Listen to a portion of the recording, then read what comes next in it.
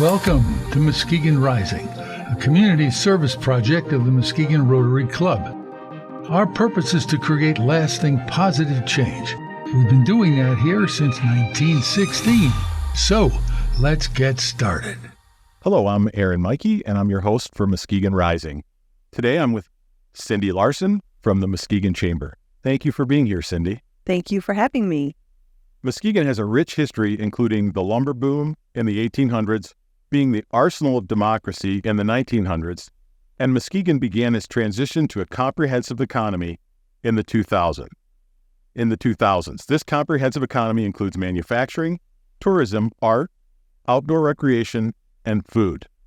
Muskegon has great downtowns and great outdoors. Muskegon's prominence as a destination along the lakeshore has trailed other lakeshore towns. But the work of dedicated visionaries has set Muskegon on a trajectory for long-term success. Today I'm here with Cindy, the president of the Chamber of Commerce. Cindy has served in this role for more than 20 years and is a fierce advocate for the Muskegon region. Let's start the discussion about downtown Muskegon, Cindy. In the late 2000s, a mall was downtown, or the early 2000s, not the late 2000s. And you were really an impetus of getting that mall property once it was demolished. Talk to us about that and what that looked like. Yeah, it's a great story because the chamber office was right across the street from the mall property, and then they chained it off, as some people will remember, because that was a big parking lot, and the owner had basically left, and his office was in Chicago, so he just thought he'd put a chain around the property. So that was kind of the impetus for all of us to get together and say, we've got to take some action. Because if we don't do anything, this could be sitting here for decades. So you and a few leaders went to Chicago. And what happened? How did that conversation occur? We did. I mean, the owner was in Chicago, and we were gonna attempt to buy that property and get it out of his control because we were afraid he was going to sit on it. And Chris McGuigan and I, that's a great story, just hopped on an Amtrak, went down to Chicago. Chris had some phone calls with him, and then we had the address. That's all we had. And we found ourselves standing in front of the John Hancock building, looking up, thinking, oh my goodness, this is where we're going to negotiate to buy this property. And we did kind of a good cop, bad cop. We didn't plan to, but it just fell into that way to say, listen, you need to sell us this property, but we're going to try to make a deal. And we knew we could get a hold of the property, then we had the power to actually do something about it. That's amazing. So you show up uninvited and expect him to sell the property. I absolutely love that. What dedication from you and Chris to really drive the future success of downtown Muskegon and seeing that vision. There were three first buildings that were built. One was the Chamber building. One was the SIDOC building. Bill is a long-term investor in downtown Muskegon and an engineer. And then the Baker College Culinary Institute. Those three were built about the same time. How did those three buildings being built really drive the change downtown? Well, that's a great question, because there had been some renovation of the historic buildings that had already started, but we were stalled with getting new investment. And actually, it was our friend Bob Skolnick who wrote a letter to the chamber and said the chamber should put its money where its mouth is and do something and build a new building. And so he plopped down a little chunk of change and said, I will put the first money down and I will help you raise money to build a new building. So that's how the chamber got into it. But that was enough to inspire others to take the investment seriously. And we were very fortunate that Bill SIDOC was still very active in our community, and he had needed a new building for his office so he could have a West Side office. Boom. So he kind of made that decision just on his own. And then, of course, a group of people went to Baker and said, hey, you would be an awesome anchor for downtown. And we had done some research to know how important it was to have education institutions in your downtown to bring young people.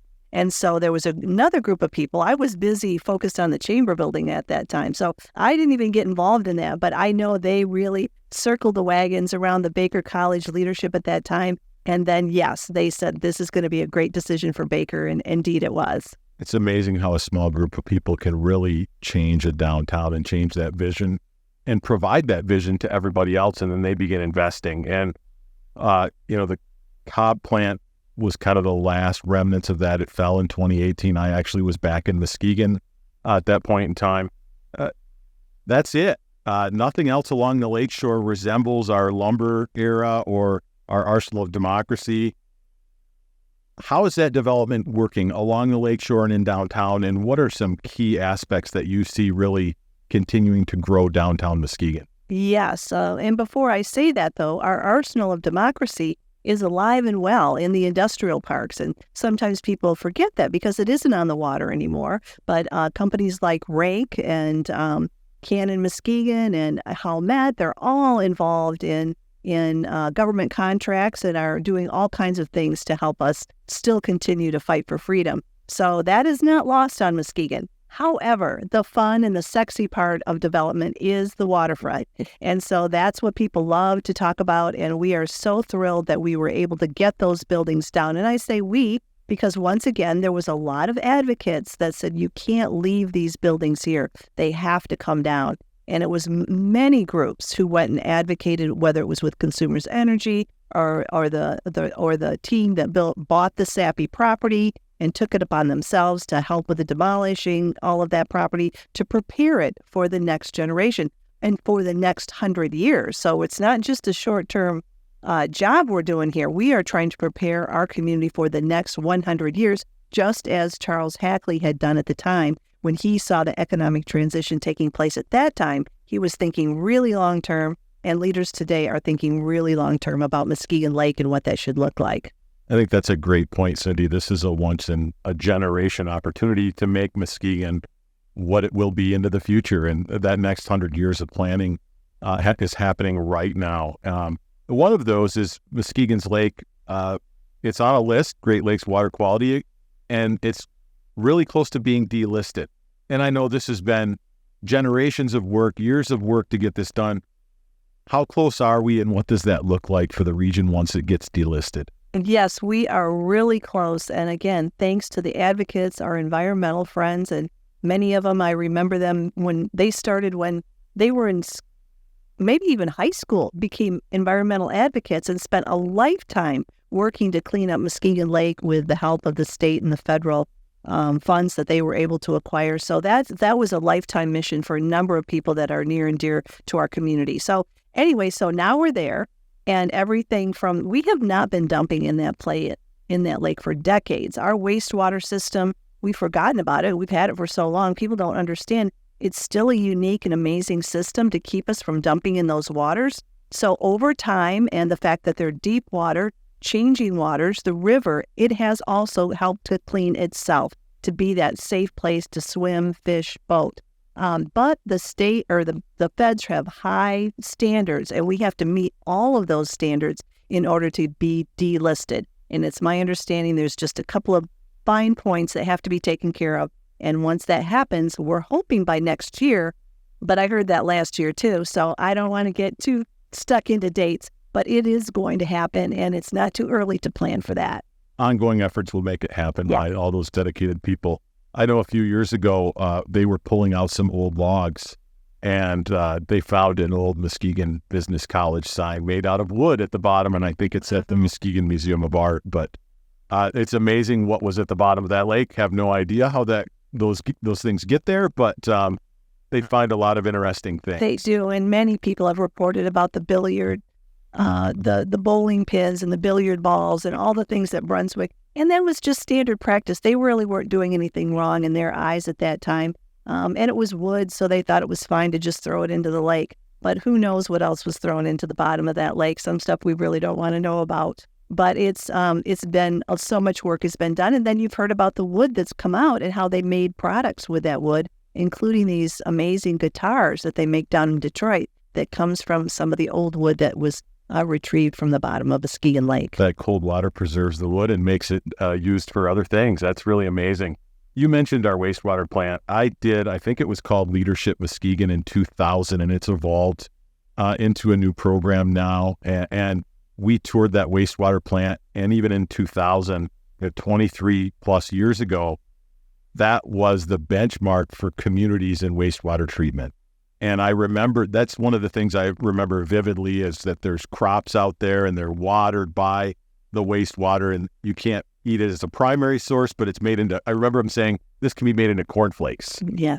So what a model for other communities, and it has capacity. Some of that expansion, we're expanding that pipe out into Coopersville to help Fairlife. Yes, and that's been so important for our food processing. Food processing waste is difficult to manage, and so the fact that we have this, I imagine that we're going to get even more food processors coming to our area, which is a great fit because of the farming so nearby. So that's been, whoever thought of that, that was amazing that they had the vision to know that was important.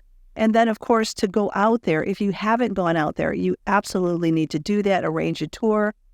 I always say to people, okay, get ready. We're driving out of Muskegon. I said, we are going to go to another land. And within, 15 minutes, you are in a place that you can't even imagine. It's like another part of the planet. But it's so important and does such great work for all of West Michigan now. It keeps our waters clean, and it's a model for the nation. You mentioned manufacturing earlier, and you mentioned Howmet, and there's an investment also in North Muskegon, Cytiva, hundreds of millions of dollars, Northern Tool, Eagle Alloy, and Canon. You mentioned several of those. We are still the arsenal of democracy. It's still occurring here, and as you said, not along the lakeshore. How critical is that to our economy in Muskegon County? Well, it's still a way above average percentage of our economy compared to other cities of our size. So they're still creating a tremendous amount of wealth and high-quality jobs and with benefits. And so these quality jobs are really what keep a community sustainable. We have to have long-term jobs, not jobs that'll come and go. So a lot of the companies that are here today are here, again, for the long term, and they're constantly trying to reinvent themselves as well to keep up with technology. And it doesn't look like your father's foundry anymore. It's very clean. There's a lot of robots. It's high-skilled. As much as we can get our kids into those plants, it's so important because I think there's still a stigma that's in our minds of what it maybe was in our grandfather's day, and it's not that at all. And they need really smart, talented young people, dedicated, who are willing to continually improve their skills to stay with technology manufacturing. Absolutely. It is not that factory that we think of from the 1950s, and our kids need to see that. It's a great career. Some of the manufacturers that we've mentioned are local people who own and have invested in our community for years. I think of Northern Tool and Eagle Alloy. Specifically, I see those owners in our community everywhere. But there are also huge players like Cytiva that are investing here, international companies. Why are they choosing Muskegon? But that is such a great question. It is so exciting to see. I bet just in the last few weeks, the number of international companies that are looking at Muskegon for their North American presence has been fantastic. And there's a lot of reasons for that. Partly, we still have that manufacturing infrastructure that they need. Anything they need to build and run that plant, they can find here in the Muskegon area. And so we take that for granted, but which includes the wastewater system, right? And the great water, which a lot of them need, but also the skilled labor. We have, more CNC machine operators than any community of our size. And so they know they can get the talent. But also, we may complain about the snowfall, but it really is temperate weather. There's no hurricanes, there's no tornadoes, there's nothing that's going to put that investment in jeopardy that they can't manage. So that's another thing. And also, again, we're so close to it. We don't understand sometimes how easy it is for us to get to Detroit or Chicago, international airports. So these people can travel globally in and out of Muskegon relatively easily. So versus going into some mountainous region or out west where you travel miles and miles just to get to the airport. We can pretty much get anywhere around the world in just a few hours. Very convenient. Muskegon has, as I think of the lakeshore, but even getting into the community, deeper into the county, we have parks galore. Yeah. They line our lakeshore. They're out by the wastewater treatment plant for mountain biking. Just so many opportunities to get outdoors. How does that impact our residents? Are they engaging in those activities? What's the beach look like? Yes, definitely great to bring that up because just even what we just talked about, the manufacturing investment, they want to invest in a place where people want to live. They need to keep these employees. And so they are doing it by taking advantage of all these wonderful things that we have. We are so blessed. And I don't take that word lightly because I've been on some of the most beautiful vacations in the world. And I come home and I still go, wow, I live in one of the most beautiful places in the world. We drive by it every day, and sometimes we need to get away from it and see some amazing things in different parts of the country to really appreciate what we have out our back door, 5 minutes away, no rush hours. I mean, 45 miles an hour is not a rush hour for 5 minutes at 8 o'clock in the morning. We have to, make fun of ourselves for losing sight of sometimes the natural beauty that we have here. And we see that, again, appreciated through the eyes of the cruise ship visitors. Absolutely. So how many cruise ships did we have in Muskegon last year? Yeah, I think we had 19 around there. We had some weather issues, one canceled, but there were 4 different companies that came in. So there was we're saying about 2,500 actual cruisers. And of course, we're working hard to get just one more important line, and that would be the Viking cruise ship line. That would be the signature player in this industry, and those ships are twice as big as what we're getting now. So to have them, it would be just amazing to have them in Muskegon. And millions, I read the study, and of course I can't remember the numbers because numbers are everywhere, but millions of dollars of economic impact in Muskegon. They're coming for the art. Yeah. They're coming for the restaurants. Yeah, they're coming definitely for arts and culture is their number one reason for being here, as well as to see the freshwater beaches and the dunes, to see the type. I mean, again, they're coming from places like Texas and Iowa and, the southern states. And for them to even see a very robust farmer's market, we take that for granted. You can get all kinds of fruits and vegetables here. Can't really get that in Kansas City. You get certain types of food there, but not what we have here. And so just the things that we take for granted. I've seen passengers go, "Is that a swan?" Because they've never seen a swan before. So there's so much natural beauty here that they're here to see, and they love to look at our architecture, that whole historic district with the Gilded Age buildings and the stories of the people that are very similar to what you might see on a television program of that era. We had what was happening in Pittsburgh and New York City was happening here at a small level in Little Muskegon. We have just as many amazing stories that these people love to hear about. Absolutely amazing, the rich history of Muskegon and how it's evolved. Speaking a little bit about perceptions of Muskegon and how we take it for granted, I moved back to Muskegon in 2018, and I was talking with one of my neighbors, and he said, "What are you doing this weekend?" I said, "I'm heading up north." Aaron, some people consider Muskegon up north, and it just made me pause for a minute because it really is just an amazing place to be and to live. And I know I opened with great downtowns and great outdoors. You represent Muskegon County as a Muskegon Lakeshore Chamber of Commerce.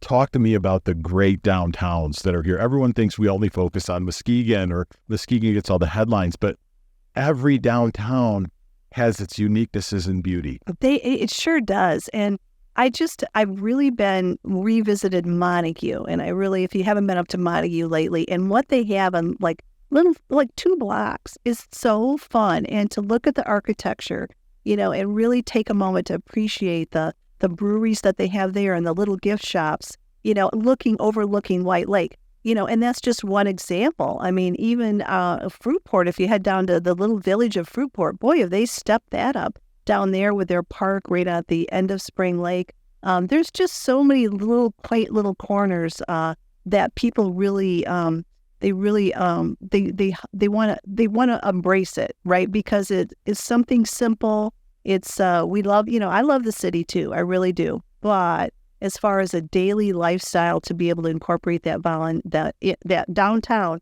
and still, if you want to, grab your kayak, and literally from those downtowns, you can get on your kayak and head into a great river or lake. It's amazing. I will say I've been to a few of those breweries, but I always have to balance that with taking my kids to the local ice cream establishments, and just really awesome things to do for the family in breweries, but outside as well. You mentioned kayaking, paddleboarding, pontoons, speedboats, whatever you can do. Just so many opportunities.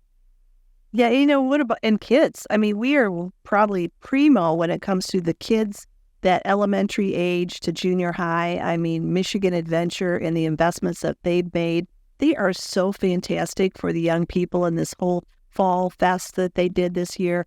That is something that, again, it happened over time, and some of the older generations may not even understand what a special place that is. But that is our driver for family entertainment. But from that, there's everything else, as you mentioned. You can actually rent all of this equipment, and you can rent all of the winter equipment up at the Winter Sports Complex, the luge, which is now year-round, with a zip line and the climbing wall. And again, other places have these, but not really within 20 minutes. Everything we do is probably 20 minutes tops. Most of the stuff that you do is within 10 minutes, and it's very hard to find communities like that. And it's 20 minutes not driving 80 miles an hour. It's 20 minutes driving 45 miles or less through beautiful downtowns, through beautiful wooded dunes to get to these locations. It's picturesque. It's picturesque. And that's why a lot of people, we've got that camera, all the time in our own hometown. And the little nature preserves that they're putting together too, the Muskegon Nature Preserve and now the Dunes Harbor Park. And as you know, at the wastewater, that's one of the top birding locations in Michigan. So if you text birding, you're going to see Muskegon pop up all over the place for the number of birds that we have in our community. And that's, of course, a hot hobby right now. It is. Really, Muskegon, I feel bad because we've mentioned so many things. We've probably not mentioned more.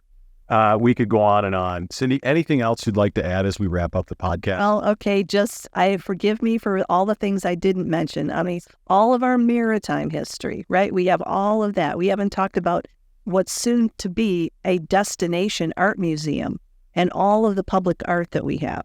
I mean, the list just goes on, and is to have it all in just one community. And that's what I've said. There's a lot of places where you can go and get great art. There's a lot of places you can go to the great outdoors, but it's very hard to find a place where you have both of those in the same community. And I think that's what makes us most unique of all. Amazing. Thank you, Cindy, so much for spending time with us today. And again, my apologies with yours for missing probably more than we covered. But for more information, please visit watchmuskegon.org.